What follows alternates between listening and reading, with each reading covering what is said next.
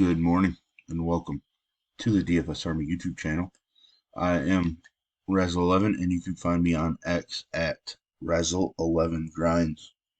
Going to take a look at some pitching for today, Sunday, the 27th of August. We have an 11-game main slate today. Waiting on our weather station to update, so we'll have to pay attention to some weather. DraftKings has some weather listed for Baltimore,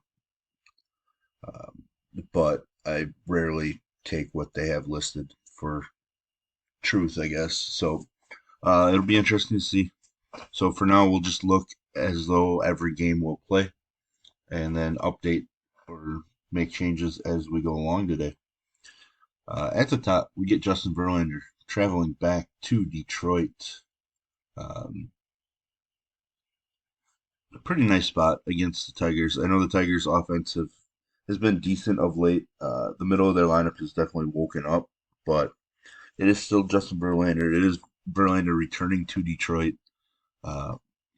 place that holds a ton of value to himself. So I would imagine that he is pretty focused on this. And Houston is definitely focused on getting wins with the way that the Mariners have been playing.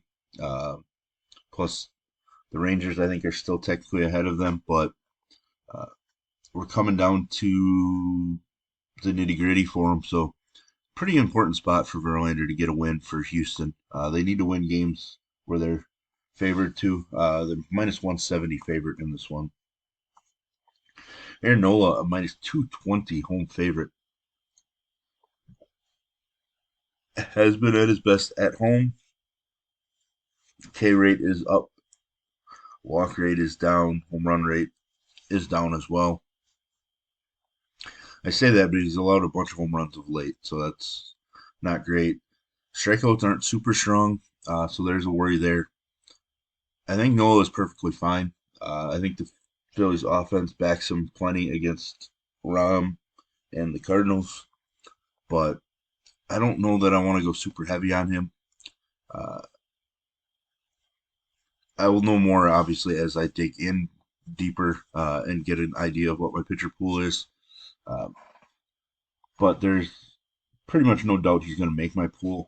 Wheeler dominated the Cardinals yesterday. So going to Nola here makes a ton of sense. Paying 10-1 for Michael Waka seems like a crime.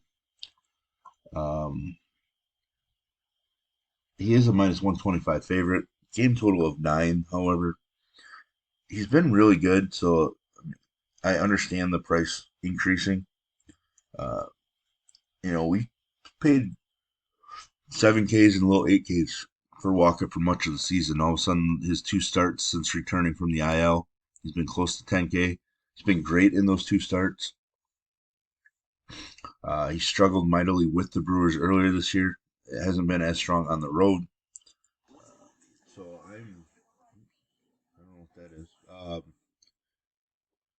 I am probably going to use him, but I'm honestly going to look for a reason to remove him from my pool. Even though I love taking pitching against Milwaukee and all that, I just don't want to pay 10-1 for Waka in a spot where I think that he could, I don't know, have a few struggles right now. Jordan Montgomery, coming off of a great start in which I was not on him much, and then I definitely wasn't on him against the Angels when he was 11K. Now he's much more reasonably priced, and he gets a big K upside matchup against the Twins. I am definitely interested in Montgomery. He's a minus 120 favorite in this game. So give me Montgomery at 9,400. Give me Montgomery over Waka for sure today. Bailey Ober in that game. It's been decent, but not spectacular of late. His price has come down, which is nice. Still preventing some runs, but the strikeouts aren't there. Walks are up. I'm going to go with the fade on Bailey Ober. The Rangers ended their losing streak yesterday. They're definitely in a race with the Mariners, so I just think that the Texas offense is going to wake back up, and I don't think over offers us enough upside, so I have no problem going with the fade there. Kikuchi, a minus 235 home favorite, was dominant against Cleveland the first time he faced them. He's been at his best when at home, uh, coming off of a rougher start, but I like the way he's thrown. So for me, Kikuchi over Bailey over um, by far, actually. Like it's not even close. Jack Flaherty hurt us his last time out, had his last time in the rotation skipped. Um, Definitely a volatile guy. Was strong against Colorado. I'm going to guess a sizable favorite. Yeah, minus 235 favorite in this one. No problems using Flaherty. I just don't know that I can trust him from a safety standpoint. But the upside is there in the matchup, so he's firmly in my player pool for today. Paul Blackburn taking on a weaker White Sox offense. I know they put up some runs yesterday. So the White Sox are a minus 135 favorite. Blackburn did struggle against the White Sox first time he faced them. He's been pretty bad on the road, so a couple red flags there. But I mean, he's been decent in 5 out of his last 6 starts. Decent to really good, 3 out of his last 5 going for 22 plus.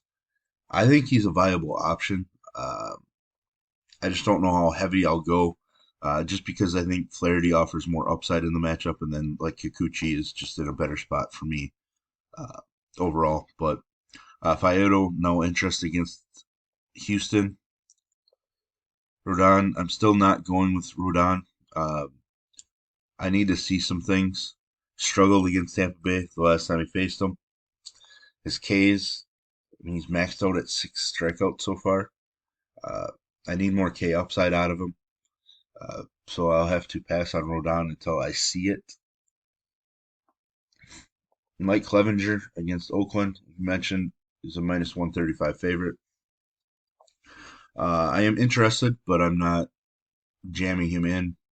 Obviously, this start against Seattle bothered me, but in 3 out of his previous 4, he was really solid. So uh, I think it's a perfectly fine spot. Makes a ton of sense, especially more than Rodon, Faedo, more than Blackburn, even. Uh, but people are generally going to pick on Oakland anyway, so Clevenger will draw some ownership at that price point.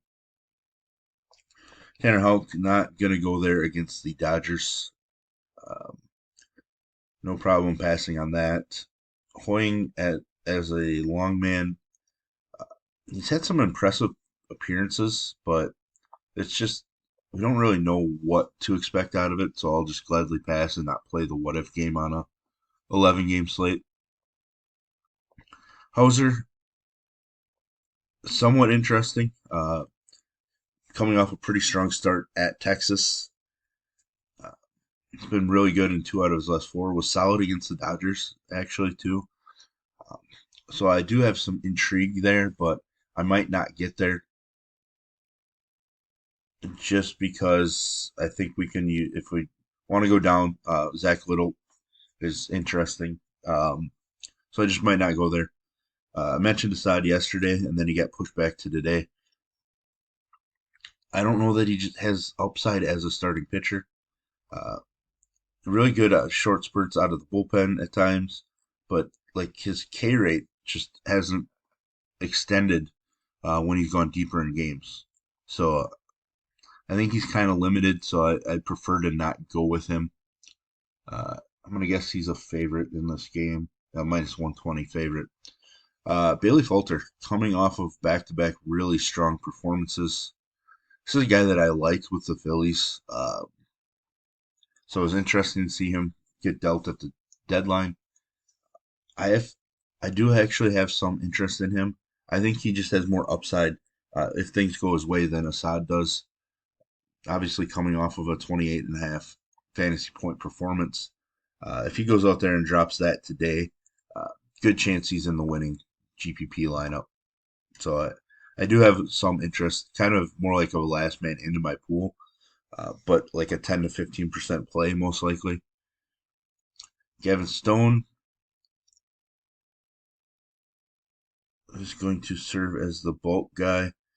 Struggled in his major league stretch earlier this year, taking on a tough Boston offense, so I'm not really going to go there. I will have my eyes on his performance because the Dodgers need some pitching. You know, with Gonsolin likely lost for the year, Kershaw just a pitch away from hurting his back again, etc. So, be interesting to watch that. Zach Liddell, I like I like his K ability. I like his upside. He seems to hit walls randomly. Um, his ceiling so far has been around 17 fantasy points. Uh, a start like this though, he could have easily ended up with the W instead of the loss. So he could have been looking at 21. I think he's in play because the Yankees do strike out plenty. He is a minus 130 home favorite, a game total of just 8. He's walked just one batter at home. Uh, his overall home numbers aren't good though, allowing plenty of runs, but that 21 to 1 K to walk rate when pitching at home is very interesting. So I think there's enough upside to use him, but he's still just a 10 to 15% type play for me in my MME.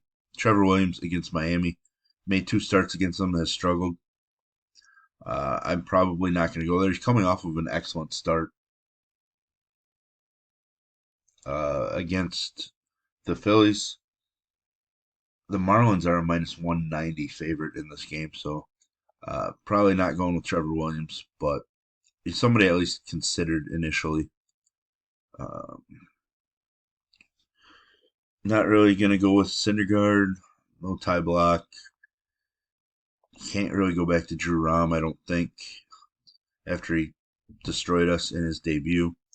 Um, and then openers, not really interested in them either. So there we have it. There's my first look at pitching for today. If you enjoy what I bring to you, please hit the like button, hit the subscribe button, turn the notification bell on to get the alert anytime we drop videos here at DFS Army. And if you want to join us, get access to our coaches, tools, sheets, Discord, etc., I will put links in the description below. You can use promo code RAZ, RAZ, for 10% off. And as always, best of luck, everybody.